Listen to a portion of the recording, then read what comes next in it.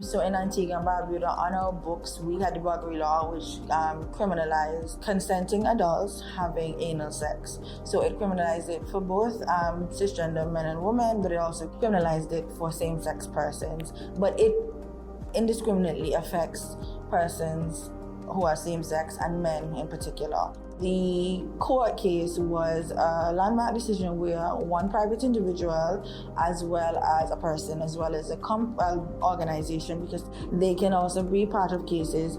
They were party to a case where they challenged that law, claiming that it was unconstitutional, which, based on the judgment of the court, it was, and that it breached people's rights. Overall, the court ruled yes, it is unconstitutional, and now the law has to be struck down, which means that we have now opportunities for real change and we are moving forward. One unique thing I think that people should note is the government of Antigua led a consent position. They didn't even fight back. So that says a lot about the space in Antigua, and I think what that can mean for activism and advocacy for the rights of queer people. So I'm excited to see what we can do when we know the place the government approached us from.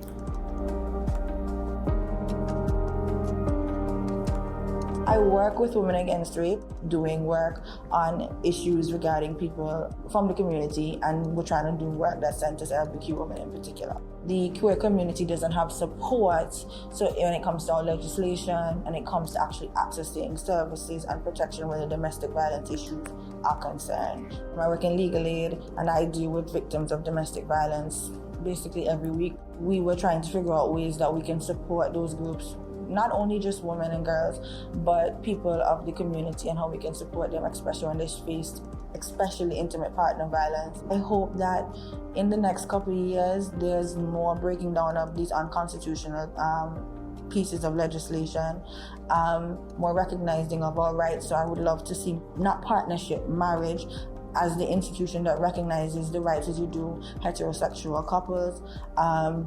Hormone therapy for the members of the trans community, the changing of forms that recognize the different forms of gender identity for non-binary persons. I want to see the space be way more progressive than it is. I want to see allies come in and actively and vocally support the work.